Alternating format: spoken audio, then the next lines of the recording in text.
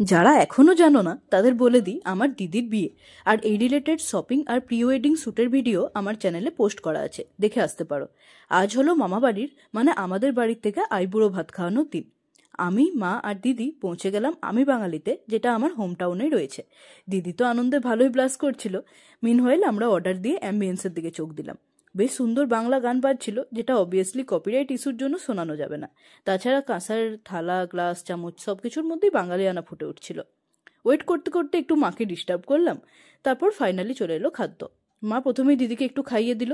তারপর দেখলাম দুজনেই বেশ ইমোশনাল হয়ে পড়েছে। বিয়ে বলে কথা, ইমোশনাল তো হবেই।